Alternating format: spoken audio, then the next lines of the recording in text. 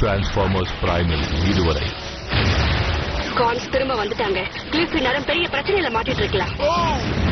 Cliff ஜம்பரோட life signal இப்போ அணைஞ்சு போயிடுச்சு. இந்த நிமிஷத்துல இருந்து இந்த பூமியை பாதுகாக்க நாம 5 ஆட்டோபாட்ஸ் மட்டும்தான் இருக்கோம். ஆமா, என்னது பேசுற கார் இப்ப ரோபோட்டா மாறிடுச்சு. ரோபோட்ல இருந்து காராவும் மாறும். இங்க பாரு, நீ தனித்தன்மை வாய்ந்தவங்கிறதால உன் உயிருக்கு ஆபத்து வரலாம். ஏன்னா எங்களை இந்த உருவத்துல பார்த்தது நீ மட்டும்தான். நீங்க இங்க எதுக்கு வந்திருக்கீங்க? டிசெப்டிகான்ஸ் கிட்ட இருந்து உங்க கிரகத்தை காப்பாத்த. ஒருவேளை அவன் திரும்ப வரப்போறான்னா அவன் வருகை இந்த பூமியை அழிச்சிடும். நான் திரும்ப வந்துட்டேன்.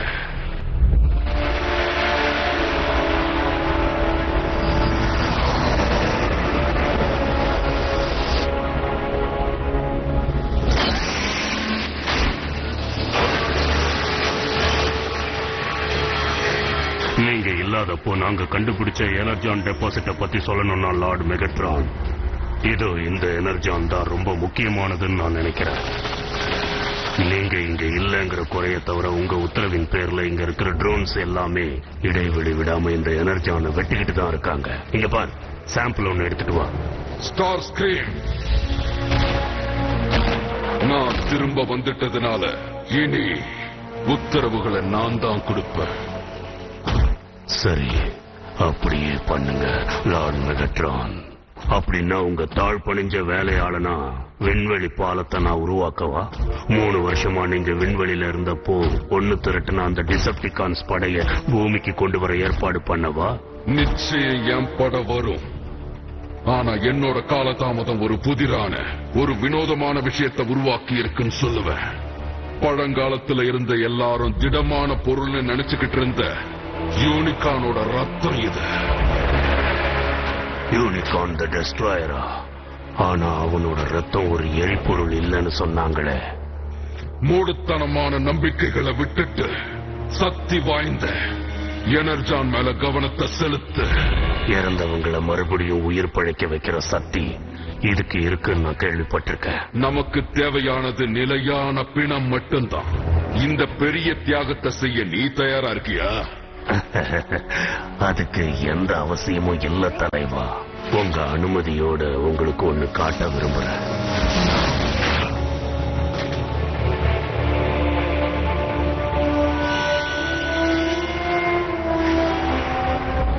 இத உங்களுக்கு நாங்க அளிக்கிற ஒரு சின்ன அன்பளிப்பா ஏத்துக்கங்க.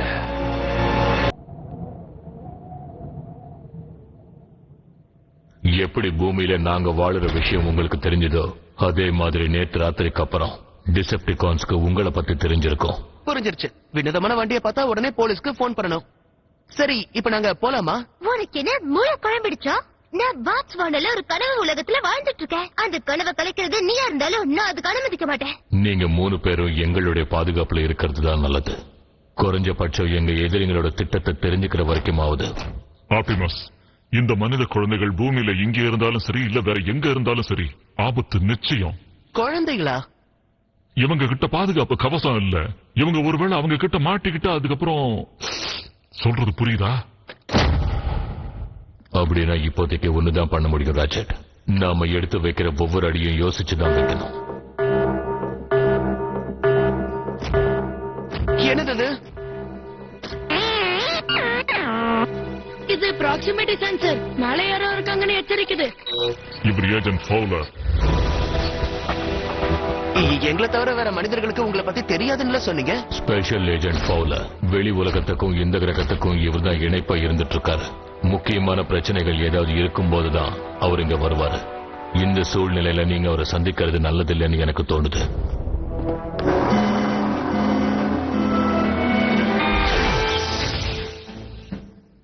ஏழு இடத்துல பள்ளம், 34 கட்டிடங்கள் உடைஞ்சிருக்கு, 3 மணி நேர டிராபிக் ஜாம்.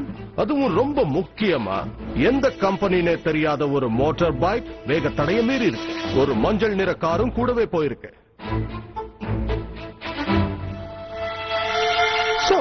நடந்த சம்பவத்துக்கும் உனக்கும் சம்பந்தம் இருக்கா பிரைம்? எல்லாத்தையும் நாங்க எங்க கட்டுப்பாட்டுக்குள்ளதான் வச்சுக்கிட்டு இருக்கோம் ஃபவுலர். அவங்க திரும்ப வந்துட்டாங்கல்ல? நீங்க டிசெப்டிகான்ஸ பத்தி கேக்குறீங்கன்னா எனக்கு தெரிஞ்சு அவங்க இங்க இருந்து போகவே இல்லை. உங்க கிரகம் ரொம்பவே பாதுகாக்கப்பட வேண்டிய கிரகம். அப்படின்னா நாம உடனே இத பத்தி பென்டகான் கிட்ட சொல்லியாகணும். நான் சொல்றத கொஞ்சம் கவனமா கேளுங்க ஏஜென்ட். டிசெப்டிகான்ஸ்க்கு எதிரா உங்களுக்கு ஆதரவா சண்டை போடக்கூடிய ஒரே இனம் நாங்க மட்டும்தான் அப்படின்னு நீ தான் சொல்ற. எங்க பாருங்க ஏஜென்ட், அத்துமீறி இந்த கிரகத்துக்கு ஆபத்து விளைவிக்க நினைச்சாங்கன்னா அந்த நேரம் டீம் பிரைம் தன்னுடைய சக்தியை கண்டிப்பா பிரயோகிக்கும். எவ்வளவு பயன்படுத்தணும்னு எங்களுக்கு தெரியும். அது எனக்கு தேவை. போது நிறுத்துங்க. ராணுவத்தை ஈடுபடுத்தினீங்கன்னா அதோட விளைவு பூமியோட அழிவாதான் இருக்கும். மனிதர்களை இழக்கிறதுக்கோ இல்ல அவங்களோட இழப்பை பார்க்கறதுக்கோ உங்களுக்கு வேணா கஷ்டம் இல்லாம இருக்கலாம். ஆனா அதை என்னால ஒரு நாளும் அனுமதிக்க முடியாது. அப்படின்னா தயவு செஞ்சு இந்த நிலைமையை கட்டுப்பாட்டுக்கு கொண்டு வா பிரைம். அதுதான் 2 பேருக்கும் நல்லது. இல்ல நான் செய்ய வேண்டியிருக்கும். ஒரு மனிதனா இருந்துகிட்டு எப்படி பேசுறாருன்னு பாரு. ஏஜென்ட் ஃபவுலர் அவரோட கிரகத்தை பாதுகாக்க முயற்சி பண்ணிட்டு இருக்காரு பல்கைடு. அது அவருடைய கடமை.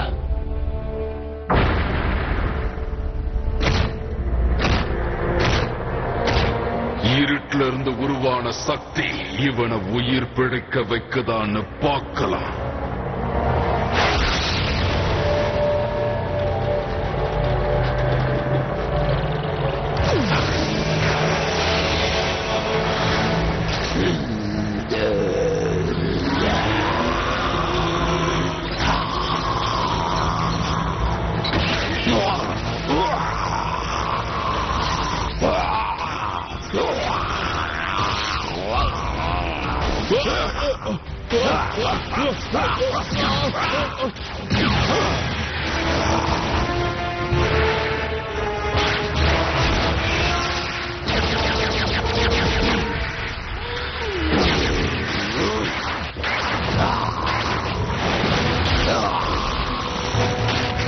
இதான் உங்க திட்டமா? ஆட்டோபாட்ஸ் உயிர் பழைக்க வச்சு டிசெப்டிகான்ஸ் அழிக்க பாக்குறீங்களா? அது இனி ஆட்டோபாட்ஸே கிடையாது.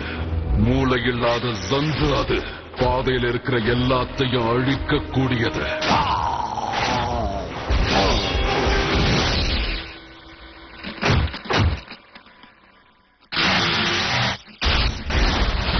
அங்க பாத்தியா ஸ்டார் ஸ்கிரீன்?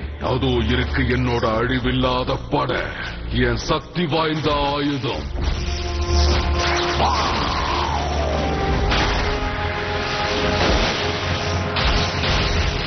இத கட்டுப்படுத்த மட்டும்தான் நான் தெரிஞ்சுக்கணும்.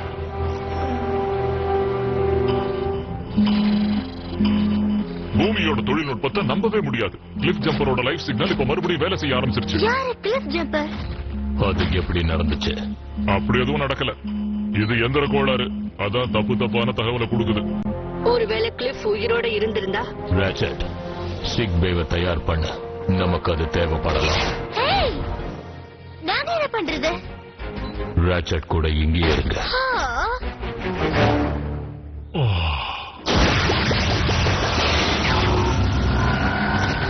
ஆட்டோபாட்ஸ் புறப்படலாம் வாங்க.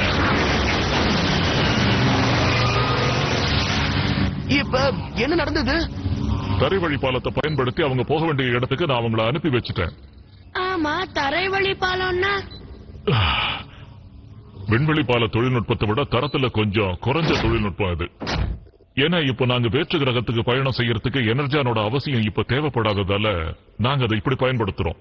அப்படின்னா நீங்க பூமியில மாட்டிக்கிட்டு இருக்கீங்களா? மனிதர்களோட விருப்பத்துக்காக இங்க இருக்கோம். ஆனா நான் இங்க இருந்து பூமியில இருக்கிற எந்த இடத்துக்கு வேண்டாலும் பயணம் செய்யறதுக்கு இந்த தரவழி பாலத்தை உருவாக்கினேன். மனிதர்களாலேயே இதுல போக முடியுமா? கண்டிப்பா. அப்படின்னா கண்ண மூடி திறக்கிறதுக்குள்ள டோக்கியோல இருக்கிற என் அப்பா அம்மா கிட்ட நான் போக முடியுமா? நொடி பொழுதுல போகலாம். சொல்ல போனா உங்க 3 பேரையும் இந்த நொடியிலேயே அங்க அனுப்புறதுக்கு நான் தயாரா இருக்கேன். யோசிச்சு முடிவு பண்ணுங்க ராச்சட்.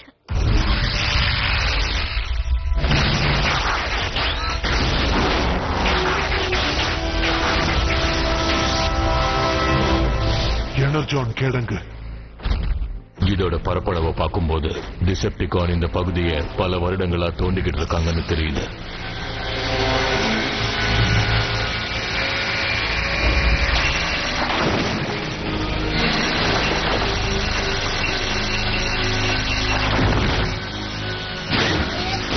கிளிஃப் ஜம்பரை போய் தேடலாம் வாங்க.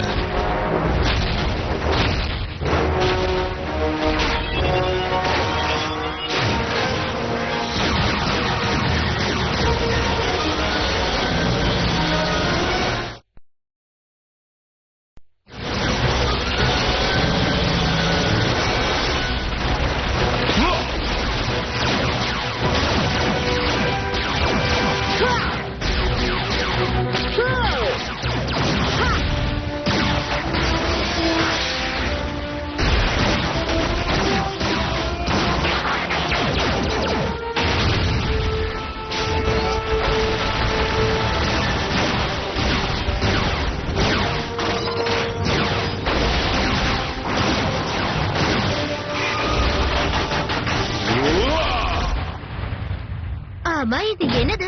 அது பழுதடைஞ்சிருக்கு, தொடாத. அதையும் தொடாத.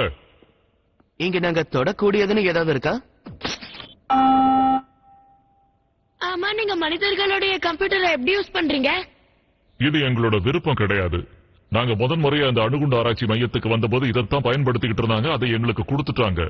அதை நான் எங்களுக்கு தேவைப்பட்ட மாதிரி வடிவமைச்சுக்கிட்டு இருக்கேன். என்னால இத சரி பண்ண முடியும். உண்மையாவா? ஆனா தம்பி, இது உண்மையாவே ஒரு குழப்பமான தொழில்நுட்பங்கிறத நீ புரிஞ்சுக்கணும். இது ஒண்ணும் சின்ன குழந்தை விளையாடுற பொம்மை இல்ல. இப்ப பாருங்க.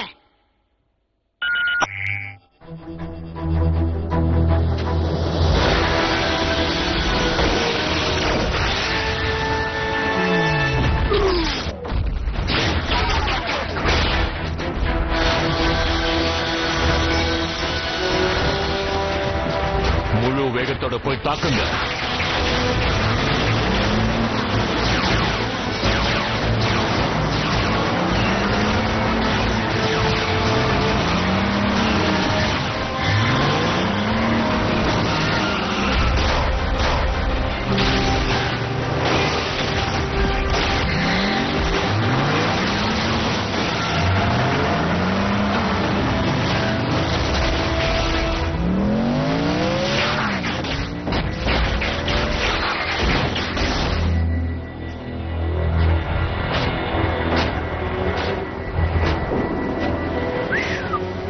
ரொம்ப நல்ல ஆபரேஷன்.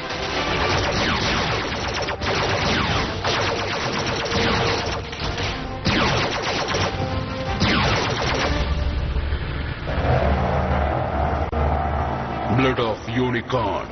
இதோட ரகசியம் முடிச்ச நான் எப்படி அவிழ்க்க போறேன்? கட்டுக்கடங்காத இதோட சக்தியை எப்படி நான் ஏன் கட்டுப்பாட்டு கொண்டு வருவேன்? லார்ட் மெகட்ரான், சுரங்கத்துக்குள்ள அத்துமீறி ஆளுங்க நுழைஞ்சிருக்காங்க. ஆப்டிமஸா? சரியா சொன்னீங்க. என்னோட பழைய நண்பனை வரவேற்க நான் சரியான ஏற்பாட்டை செஞ்சாகணும். புறப்பட கப்பலை தயார் பண்ணுங்க. ஆனா நான் கஷ்டப்பட்டு தோண்டின எனர்ஜான அந்த ஆட்டோபாட்ஸ் ஆக்கிரமிச்சிருவாங்க. அப்படி நான் அந்த சுரங்கத்தையே வெடிக்க வச்சேன்.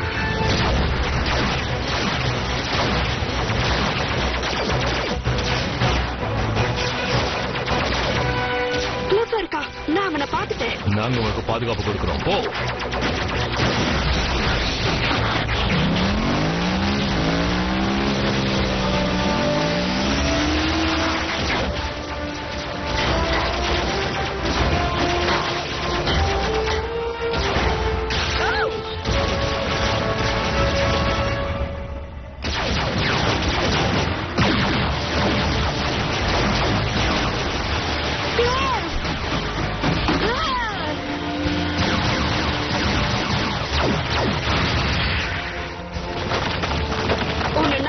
கூட்டிட்டு போறோம் பார்ட்னர்.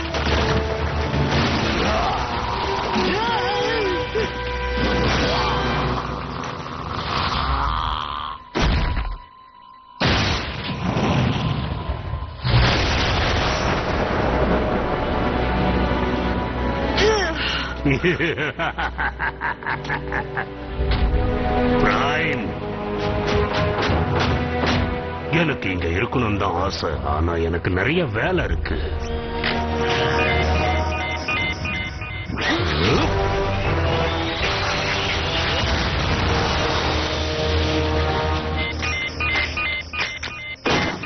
இந்த இடமே வெடிச்சு சதற போகுது. ஆட்டோபாட்ஸ், இங்க இருந்து கிளம்புங்க.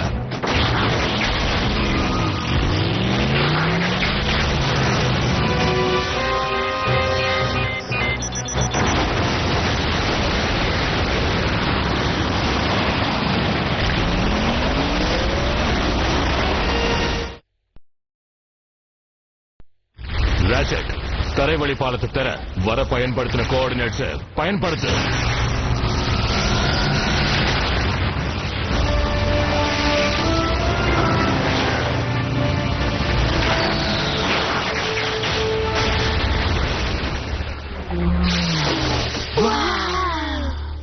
எப்படியோ தப்பிச்சிட்டீங்க போல இருக்கு. லிஃப்ட் ஜம்பர் என்ன ஆனா?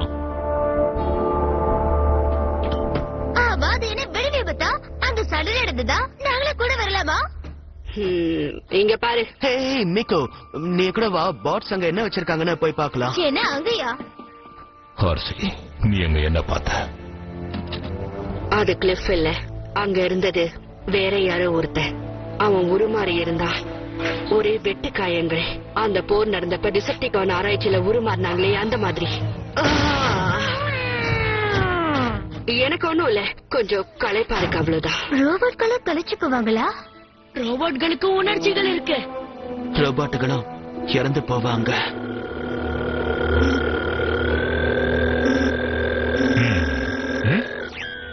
ஆமா, என்ன இது?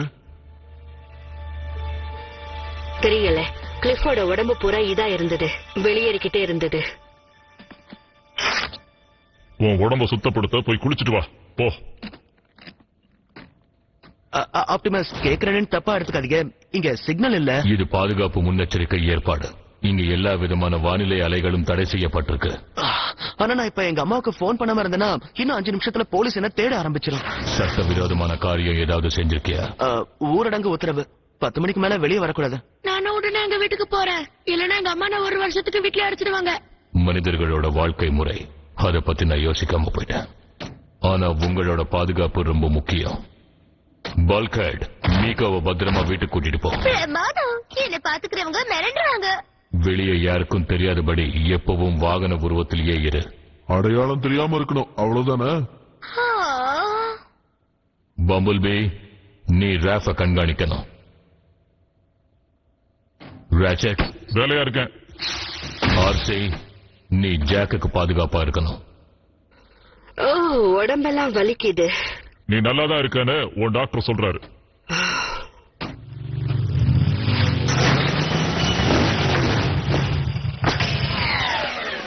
ஆர்சி, நான் உன்கிட்ட ஒரு விஷயம் சொல்லணும். இழப்புக்கு நான் உண்மையிலேயே வருத்தப்படுறேன். இழப்ப பத்தி உனக்கு எதுவும் தெரியாது. என்ன, உலகத்துல உனக்கு மட்டும் தான் பிரச்சனை இருக்குன்னு நினைக்கிறியா? மீகோ கூட வந்து தொல்லை பண்றதுக்கு நான் காரணம் இல்ல. ஆனா உன்னாலதான் மீகோட தொல்லை என் வாழ்க்கையில ஆரம்பிச்சது. டிசெப்டிகான், நோ, அது எங்க அம்மா. ஜாக், அம்மா, பதக்கப்படாதீங்க, நான் எல்லாத்தையும் விளக்கமா சொல்றேன். அப்படியா? ஜாக்சன் டார்பி உங்ககிட்ட நிறைய தடவை சொல்லிட்டேன். எனக்கு தெரியும். உனக்கு எதுவும் தெரியாது. நீ வீட்ல இல்லனா நான் எவ்வளவு கவலைப்படுறேன் தெரியுமா? இப்ப நீ பைக் ஓட்டுறத நினைச்சு வேற கவலைப்பட வேண்டியிருக்கு. எனக்கு 16 வயசு ஆகுது. இன்னமும் நான் சைக்கிளே ஓடிட்டு இருக்க முடியாது. ஆமா, இந்த வண்டியை நீ எப்படி வாங்கின? இது செகண்ட் ஹேண்ட். சொல்ல போனா இத தூக்கி போட்டாங்க. நிறைய ரிப்பேர் வேலைகள்லாம் இருக்கு. ஆனா விஷயம் என்னன்னா, இத நான் வாங்குறப்ப சின்ன பையனா இருந்திருக்கலாம். இப்ப நான் சின்ன பையன் கிடையாதுமா. பொறுப்பான முடிவுகளை எடுக்கணும்னு நீங்க தான் சொல்லிருக்கீங்க. அதனால இவ்வளவு நான் தேர்ந்தெடுத்திருக்கேன். நான் பொறுப்பா நடந்துப்பேன். என்ன நம்புங்க. இவளா? பைக் வாங்கின உடனே வீட்டுக்கு பொண்ணுங்களை கூட்டிட்டு வர ஆரம்பிச்சிட்டியா? அழகான இந்த வண்டியை தான் நான் அவன்னு சொன்னேம்மா. சரி, நீ வாங்கின ஹெல்மெட்டை போட்டுக்க வாய்ப்பு கிடைச்சிருக்குன்னு எனக்கு சந்தோஷமா இருக்கு. ஆனா அதை நீ போட்டுக்காம வெளியில போக கூடாது. அதே மாதிரி உன்னோட வண்டியில என்ன அப்பப்போ நீ டிரைவ் கூட்டிட்டு போகணும். சரி, பார்க்கலாம். அதுக்கு முதல்ல அவ ஒத்துக்கணுமே.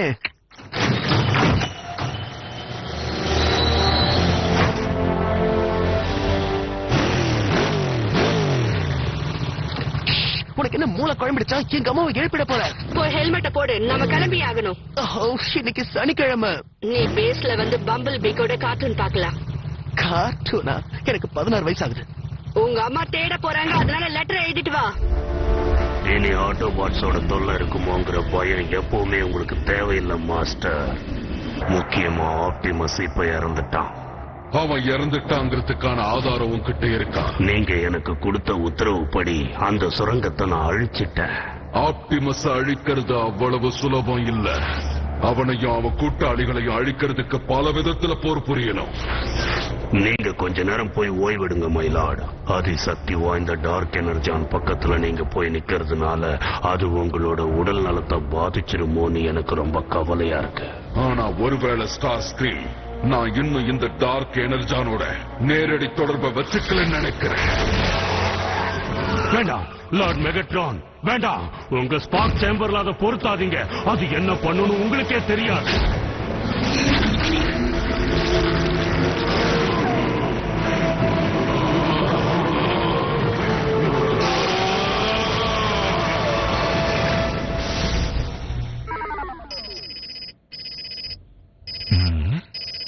இந்த பசையோட மூலக்கூறு இதுக்கு முன்னாடி நான் வேற எங்கேயுமே பார்த்தது இல்லையே. ஆர்சியோட உடம்பு இது இந்த அளவுக்கு பாதிச்சிருக்குன்னா இதோட வீரியம் நிச்சயமா அதிகமா தான் இருக்கணும். துரதிருஷ்டம் என்னன்னா சரியான தொழில்நுட்ப கருவிகள் இல்லாததால இதோட விளைவுகளை என்னால தெரிஞ்சுக்கவே முடியாம போய்கிட்டு இருக்கு. இதுக்கெல்லாம் அந்த பல்க் ஹெட் தான் காரணம்.